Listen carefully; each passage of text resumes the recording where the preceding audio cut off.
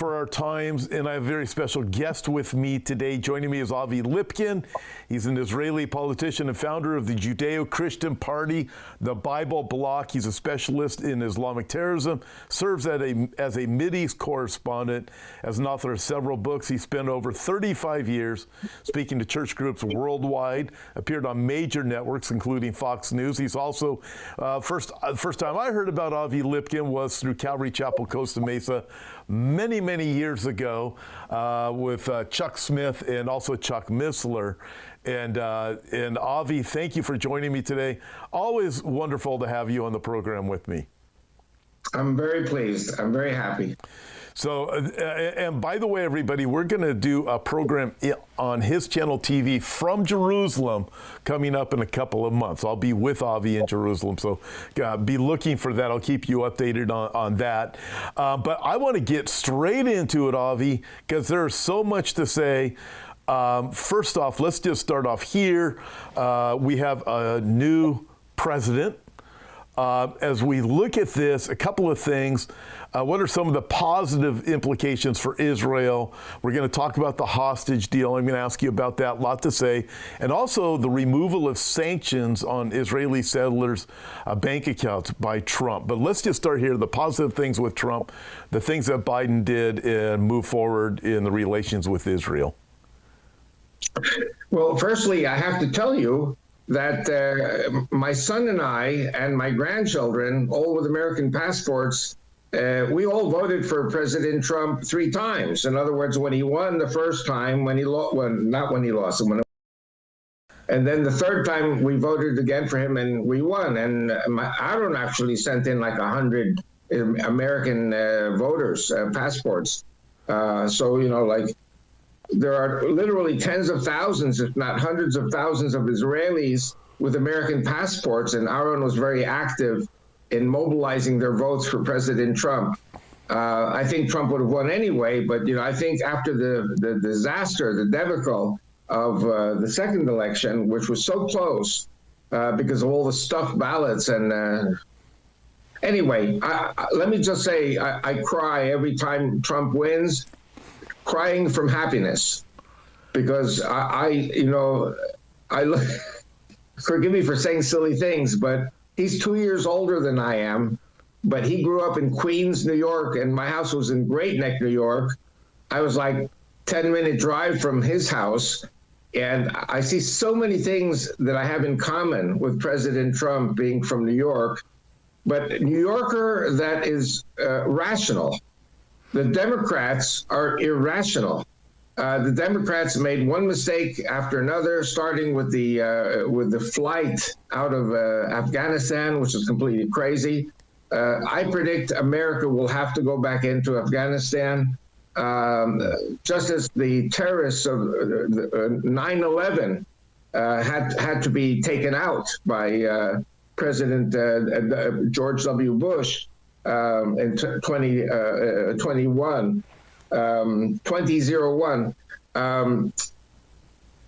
You know, I'm also formerly a businessman, and I was an exclusive importer for Teledyne Waterpik. I don't know if you heard of Waterpik for the teeth and gums and the shower massage, and I was all over Israel. So I was in business.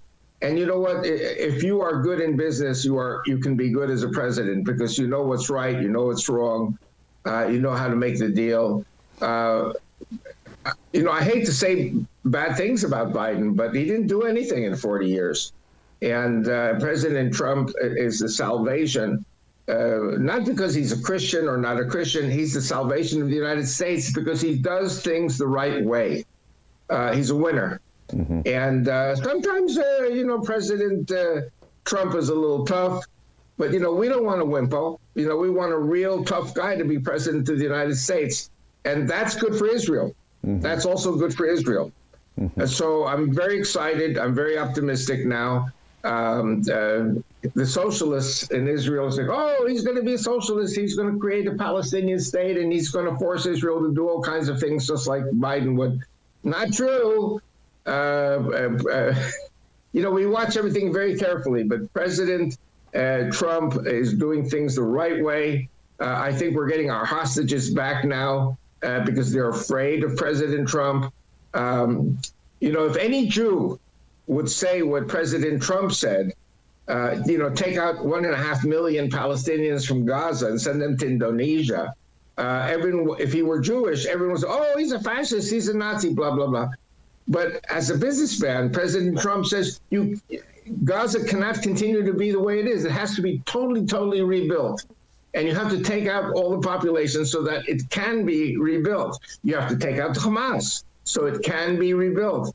What are we saying? What are the Israelis saying? What we have been saying all these years is exactly what President Trump is saying. So I'm very excited. I just think, we have to give it a little bit of time, maybe 10 years, and then Gaza can be rebuilt. Gaza should be like the Riviera, but you got the wrong people, the wrong ideologies. You do. Yeah. Yeah. So I just thinking of that, by the way, I just want to make sure everybody understands this. Avi didn't say that Trump is the Messiah when he said the salvation of the United States. I look at it this way, Avi, like you have with the book of Judges, the time of Judges. It wasn't that the next judge, whether it be Gideon or Samson, was the Messiah, but he came along for the salvation in a very physical sense, a national sense for the people of Israel. And in that sense is what Avi is speaking of with Trump. He's not the Messiah, but you look at the United States in the sense of like someone like one of the judges. And we look where we were going with the Biden-Harris regime, what a nightmare that was. We were looking at a total collapse. Things turned around right away with the inauguration. And I'm not saying Trump is perfect, but there are some very interesting things that he has done. And speaking of Israel, there are concerns when people look at the hostage deal and they're saying, okay, for every hostage that's released, X amount of terrorists are also being released. Where do you see this going? Is that a good deal, bad deal? What do you think Trump's how do you think Trump got Netanyahu to agree to exchange these terrorists for hostages? Well, firstly, we have to realize, we have to understand, we have to be happy that the Israeli military literally crushed the Hamas. Hamas is not the Hamas as it was a year and 3 months ago. And literally, it will take Hamas maybe 10 years to rebuild back to where it was, God forbid. Hamas is finished. Hamas is a shadow of what it was, thanks to the military offensives of Israel. And in spite of President Biden, as a former Secretary of State Blinken, who didn't have a clue of what he was doing, and Hochstein in Lebanon didn't have a clue of what he was doing. The Democrat Party made one mistake after another. The Democrat Party were totally delusional. Then we went into Lebanon because 70,000 of our people on the northern border of Israel were forced to flee from their homes. And all of a sudden we realized every house in southern Lebanon had tunnels going under the border into Israel. And we had some very severe fighting in the south of Lebanon. We also attacked places like the Dahya in Beirut. We attacked other places on the Syrian border. The Israeli military crushed Hezbollah. That's another miracle. As a result of crushing Hezbollah, the Shiites in Lebanon, the Sunnis took over in Syria. And we completely destroyed all the armaments of the Syrian army. This is a miracle. We could never have imagined taking out the Syrian militaries, basically helping to overthrow the Syrian. We didn't do anything. The Turks actually sent in the Sunni terrorists to go and fight the Shiite terrorists. The Middle East is a mess. We say in Israel that the Middle East is not the Midwest. And as a person who loves to go to Oklahoma and Missouri and all these areas, I love Christian America. Christian America is so special. But you come to the Middle East, and there's this murder system. It doesn't matter Shiite or Sunni. They're all crazy. They're all, and I think I told you, I got a 3-year jail sentence in Switzerland for saying that Allah is Satan and Islam is a criminal psychosis and not a religion. So I got a 3-year jail sentence which was turned into a 10-year probation. But I don't think I'm going to go to Switzerland anytime soon, because Switzerland is full of Muslim terrorists and they're under control. But every time I go anywhere, they're after me. And my schedule in America, I never say what churches I'm going to, because the Muslims are everywhere and they're not afraid to kill me. I stay in Christian homes. I'm always surrounded by Christian love and protection. That's the only way I can do the work that I'm doing. The Houthis are a crazy bunch. They are threatening international maritime navigation and business. I think the people who are most affected are the Egyptians, because the Suez Canal traffic has virtually come to a stop. Nobody wants to go through the Suez Canal anymore because they're going to be hit by Houthi missiles. And what did Biden and the British do? Nothing. They had a few feigning to attack. I don't think we're finished with the Houthis yet. I think we're going to see there will have to be a strong coalition led by Trump to put an end to this piracy on the seas in that area. So in one shot, we see the Hamas is down in Gaza, Hezbollah is down in Lebanon, the Syrians have a complete regime change, Houthis are being knocked out. We still have Iran. Iran is the primary problem. I think we're going to see a situation with Iran. President Trump is saying that he prefers a diplomatic solution, and with sanctions. I don't know if sanctions will work. I personally don't think so. But you know what? I rely on Trump. I think that Trump is going to do some things that will bring about the end of the regime in Iran. I think the Iranian people will rise up and demand their freedom back. It's been 25 years, 45 years without their freedom. The Iranians are great people. They love Israel. Israel loves them. And you've got this anomaly of Shiite terrorism being controlled by the Iranians. All this is, we're going to see a completely new Middle East very, very soon. I'm very excited about it. And I don't know if you know this or not, but the Israeli currency is very strong. The Israeli economy is very strong. We are coming out as victors from this war on all these fronts. You ask about, what do I think about the prisoner exchange? I'm not happy about it, but we are strong enough to be able to do the hostage exchange, and we can always go back to battle if we want to, or if we have to. So on the prisoner exchange, I mean, if you liken it to what happened with the pagers and the walkie-talkies, I can't imagine Israel not tracking every terrorist that is let out of Israeli jails. So I would think they would. The intelligence that Israel has, plus the IDF. I'm pretty confident that Israel wouldn't agree to it unless they had a win in their pocket somewhere where they go, okay, we're going to be able to handle this. Yes, well, Netanyahu did say that we have a number of tricks up our sleeves which have not been used yet. So, yeah. This beeper thing was prepared over 10 years ago. This was, something that we've been preparing over many years. You know what? I believe that God is behind all this. I believe that the Jews and the Christians have to stand together. Our God of Abraham, Isaac, and Jacob is the same God for all of us. And I'm very excited. I'm very optimistic. In fact, I've been stuck in Israel for 2 years, not being able to leave or wanting to leave because of fear of terrorism, even attacking my community. So now I'm just getting, hopefully, a green light from my medical tests, and hopefully next week I'll be in the States.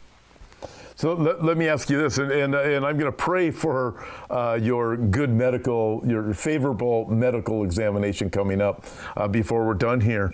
Let me ask you this. Speaking of terrorists attacking your community, we have Trump removing the sanctions on Israelis' settlers' bank accounts. I mean, it was just insane, some of the things that the Biden administration has done.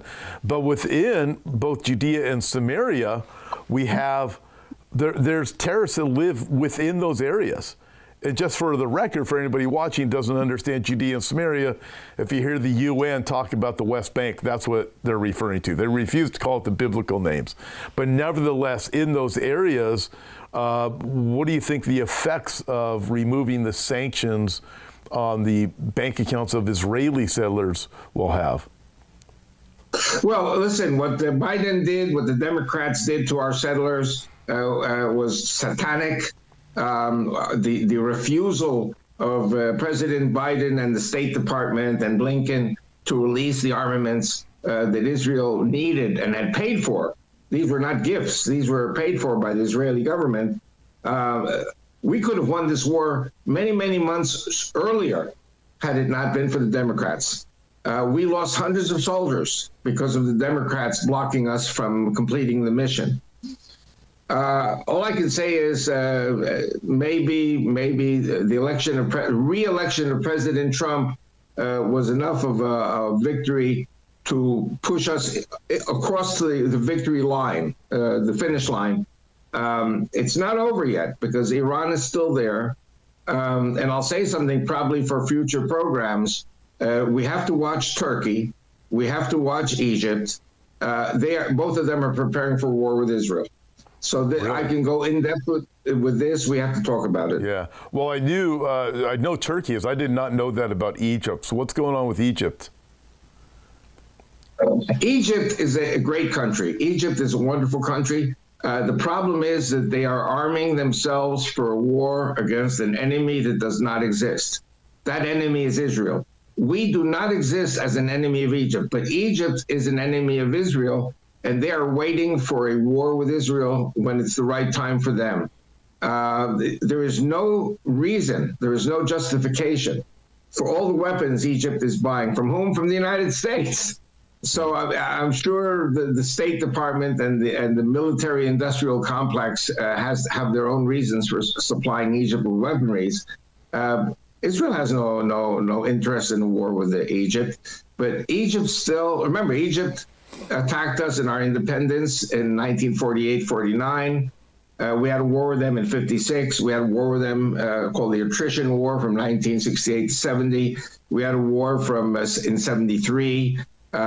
So like we've had a lot of wars with Egypt. I don't like to praise Jimmy Carter, but the truth is, thanks to Jimmy Carter, we have had peace all these years, not a good peace necessarily, but we had our population grew from 3 million to 5 million to 7 million Jewish and Christian people, 7.5 million. So when you have war, people don't want to come to live in Israel. But when you want to have peace, we can become the most prosperous nation in the world. And I think God's plan for the Jews and Christians is to turn the Middle East into a Garden of Eden, turn the deserts green, be a sanctuary for all of God's people. As head of the Judeo-Christian Bible Bloc Party, I do predict that many Christians, who are especially those married to Jewish people or related to Jewish people, are going to move to Israel. I believe the borders will be, as it says in the Bible, from the Nile to the Euphrates. Maybe from the Nile is because Egypt might make the stupid mistake and attack us. But the Kurds are in northeastern Syria. From the Nile to the Euphrates means from the Nile River to the Kurdish borders on the Euphrates. The Kurds are 40 million, and they are allies. They are allies of Israel. They are allies of the United States of America. So I think we're living in a time where we are witnessing the fulfillment of Bible prophecy. And I think the Messiah, now forgive me, I know I shouldn't be talking about the Messiah, but I think that our population will be Jewish and Christian. Our population will grow from the Nile to the Euphrates. Our population will grow to 20, 30 million people. We're going to turn everything green. You can tell I'm a Trumper, So I'm very excited about it. And I have spent 35 years with the Christians in the United States and Canada and Britain and Europe. You guys are all cut from the same cloth. God loves you. and I love you, and I know that we're going to be working very hard together in the future. Well, I can look at it biblically, and I know that that day is coming. I believe it's the time of the Messiah, I would say, when he comes back. Right. You're right. Okay, well, let me go back to Jimmy Carter for just a second. So he wrote a book, something about apartheid and Israel being an apartheid state. It was totally, as far as I can see, it was anti-Semitic.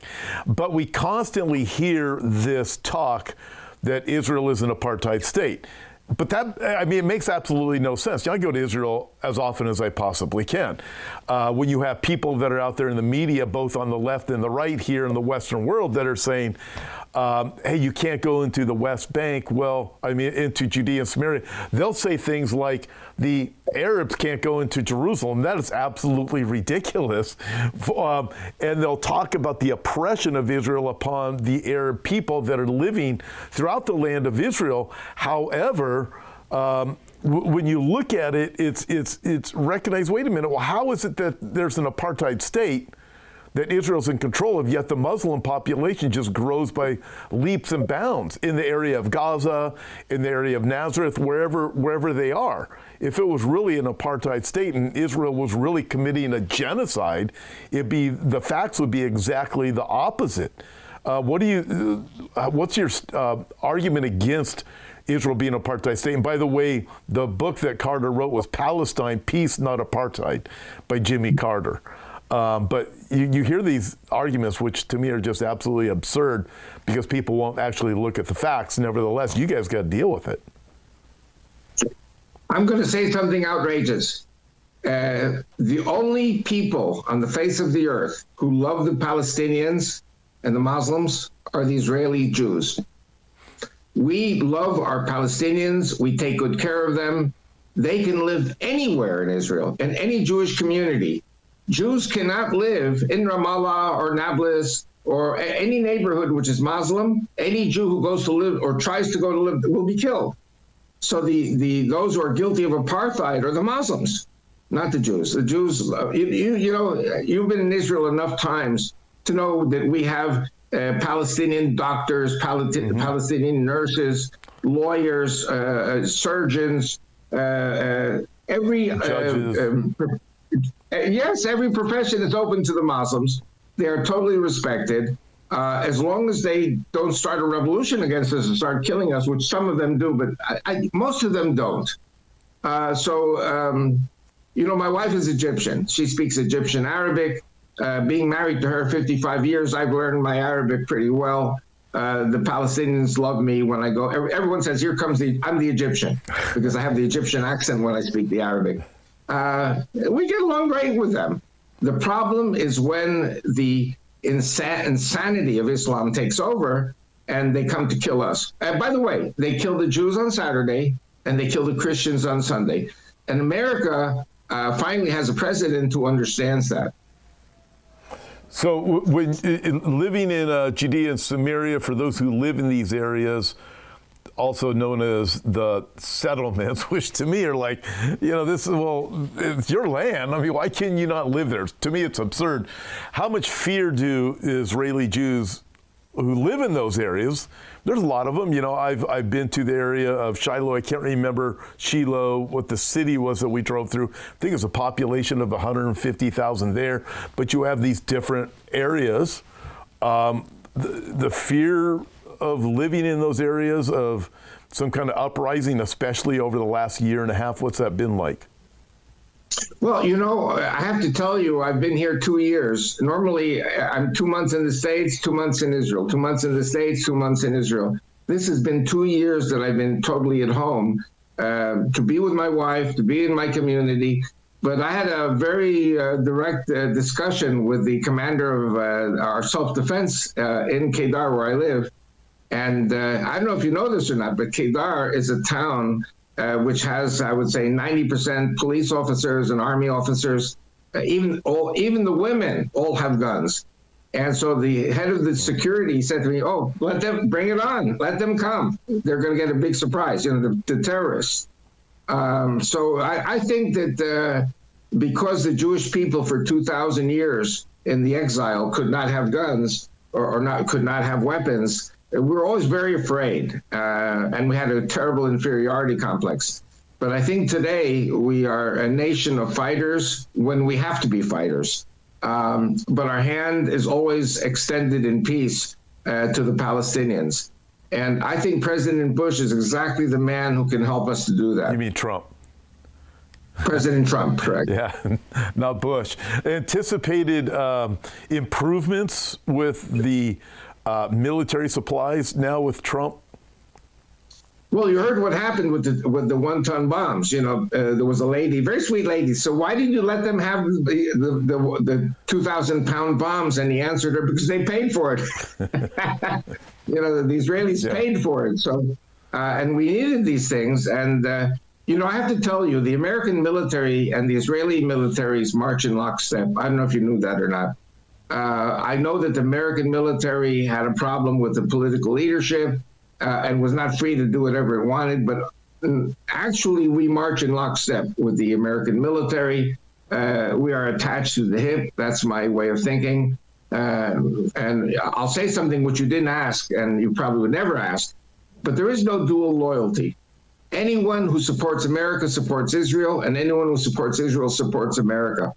And I'm very proud to have 2 passports, and I'm very proud to come to the States, and I'm very proud to teach in the churches that want to listen. Because America is the greatest country on earth. There is no way that the human race can survive without a good Christian leadership in the United States. We Israelis, you know, we consider ourselves the little Satan, and you guys are the big Satan. So we have to march in lockstep because we got 1.5 billion Muslims out there who want to destroy America. Yeah, because it is Christian. You know, I look at some things, you know, I'm pretty connected with churches here in the States, and I do notice a trend towards turning against Israel with some of the denominational churches. Calvary chapels, as you know, were kind of split down the middle since Pastor Chuck went to heaven. And you have the half of Calvary chapels that are very supportive of Israel. And I do get a lot of pastors over the last year that have asked me, hey, how do you, wanting to teach on Bible prophecy, which if you're going with Bible prophecy, you've got to go to Israel. You know, you have to be able to make that connection. So there is that growing strength within some churches, but disturbing to me is outside of that, there is this turn towards anti-Israel thought process, which is very troubling because churches won't teach the Bible. They won't teach the Old Testament. A lot of them won't even teach the New Testament anymore. You know, I mean, I find that and think this is just insane, but that's what they're doing. And but as we look at this going forward, I'm very concerned for Israel in the future. But as we look at the peace process right now, how do you see this development going on right now, the negotiation process? How do you see it developing the broader peace process? Well, firstly, I have to tell you I'm very optimistic regarding the peace process here in the Middle East. But regarding what you were saying about the churches, you know, I'm 76 years old. I know that the total population of Christians, which includes Catholics, you'll forgive me for saying that, 1.2 billion Catholics who follow the Pope, who I think is really very ignorant or insane. I don't know, Pope Francis, what his problem is. Yeah. I know many Catholics who love Israel, love the Jews, but they're 1.2 billion. They are an army that takes orders from the Pope. 300 million, these are all ballpark figures, are Russian Orthodox or, you know, Greek Orthodox or Ethiopian Orthodox. And their problem is they are still in the Jews killed Jesus Christ way of thinking. So they are not friends of Israel, even though individually they are friends of Israel, but the Orthodox Christian churches are not. So that's 1.5 billion. 300 million, again, ballpark figures, are Anglican, Lutheran, you know, state churches, which, as you call them, mainline churches, and they still have an anti-Semitic trend in them. But being Protestants, they're a lot better than Catholics or Orthodox. You're left with 200 million Protestants, I would say half of which, 100 million, are replacement theology, and 100 million are pro-Israel. So I think it's definitely a wonderful situation that we do have at least 100 million believers, Protestants, born agains, that love Israel. Maybe they still believe in missionary work to the Jews, but there are 100 million friends. And in World War II, we had no friends. Nobody was willing to get up and say, we are standing with Israel. Israel is all alone. Israel is not all alone today. In my opinion, I think there, and especially as head of the Judeo-Christian Party, I want to get to the 2 billion, all kinds of Christians, including the Catholics, and make them love Israel, make them love the Jewish people, make them stand with the only democracy in the Middle East. So I think the problem is education. I love to go to churches because I can feel the difference I make in every church that invites me to speak. And people stay for hours after my church teaching is over. And I have literally a 10-hour seminar teaching in churches. It's, 10 hours, 3 hours for 3 nights, or 5 hours, 2 hours and 5 nights. So I do seminars, and I never repeat myself. It's always new. There's so much information. Some people call me the walking encyclopedia, but Christians are hungry. Christians are thirsty to know the truth. And the question is, how do you get Jews and Israelis to come to speak in the churches? And I have to admit, I'm 76, I'm slowing down a little bit. But when people like you say, oh, come to our church and everything, I know the difference it's making. And listen, I am a believer that there will be the Messiah very soon.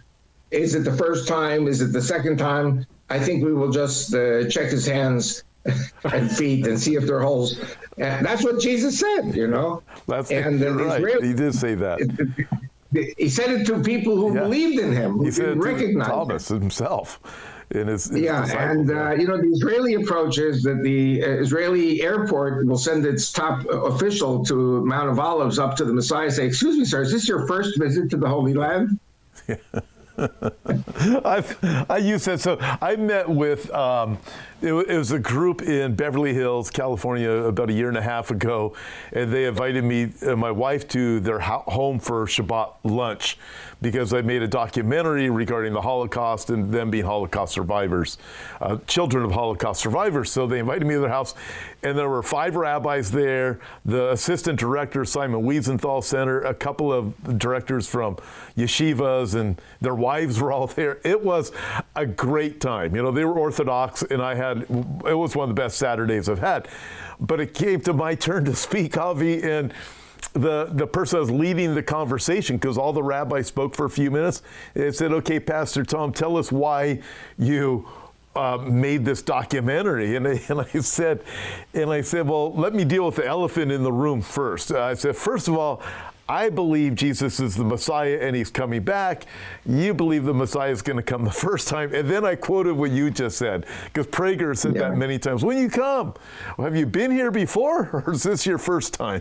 and my wife said, I can't believe you just said that in front of everybody. And I said, hey, we were all having, it was a great time.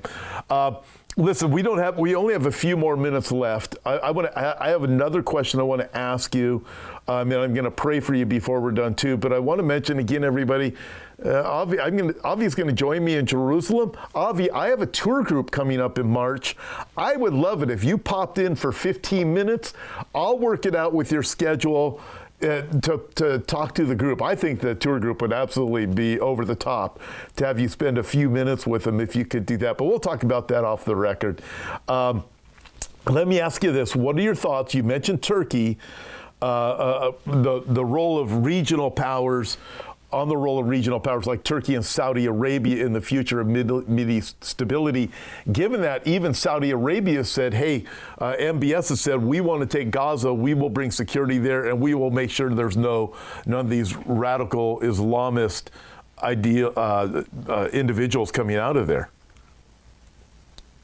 Well, I welcome the Saudis to try to do something there, but I think it's not something so unusual that people from all over the world know what Gaza is, and they don't want the Gaza people to come. So it'll be great if we can find someone like Saudi Arabia who could take some of these Gaza people in. Don't forget, 80% of the Gaza and also the Judea and Samaria or West Bank Palestinians, they're all supporters of what happened on October the 7th, which was Holocaust. And so we're never going to let a Holocaust happen again. The problem with the Israelis is we have a concept among the left-wing establishment Israelis who don't really understand what's going on. They're like the Democrats in America. So as we look at that, and just I think, MBS is very charismatic. Prior to October 7, 2023, he was talking with Netanyahu about just moving on from the Palestinian cause. So we live in very interesting times. Avi, I could talk to you for 2 more hours easily today, but I'm already out of time, and I want to pray for your medical test coming up. But do you have any final words you want to share with everybody? Well, we are facing many, many challenges as we approach the day of the Messiah. And you talked about MBS. I didn't even talk about MBS. I didn't talk about Saudi Arabia. But MBS, I'm going to say it in one sentence, which everyone should think about. You've heard of Jim and Penny Caldwell, right? Yes. Jim and Penny Caldwell have something called a split rock research. People can, the split rock that Moses hit with and smote the rock, and it got cut in half. And we agree, they're Christians, I'm Jewish, we agree 100%. We look at what MBS is trying to do. He's trying to create a city in northwest Saudi Arabia where the real Mount Sinai is. And he's calling it Neom. Neom is Neo Mustakbal. Neo in Greek means new, Mustakbal means the new future. But he's taking a Jewish and Christian holy site, which is where the Israelites left Egypt, and turning it into a Disney World, basically defiling it.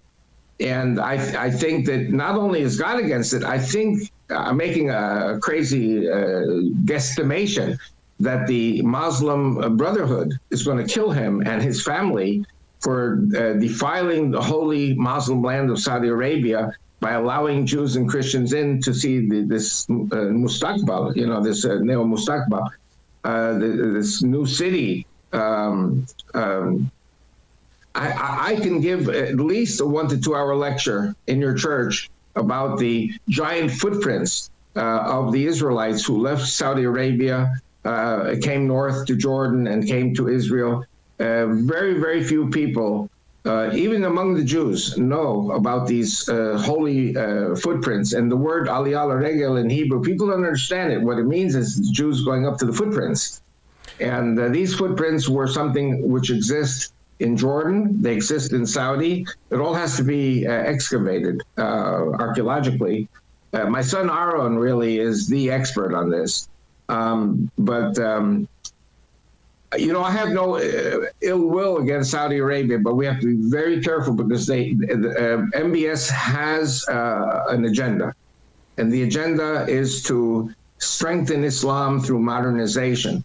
But I think the forces within Islam do not want the modernization. So we may see Muslim Brotherhood taking over in Saudi and in Jordan, and Israel's borders will have hostile elements. All of them will have hostile elements. So we have to watch Turkey, we have to watch Egypt, we have to watch Saudi. This first round was victory for Israel, but we have the next round, which is countries which are a little further away.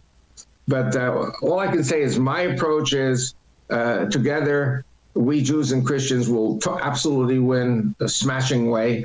If the Jews are alone, we'll win because God is with us. But it's very hard for 7.5 million Jews in Israel to do the job.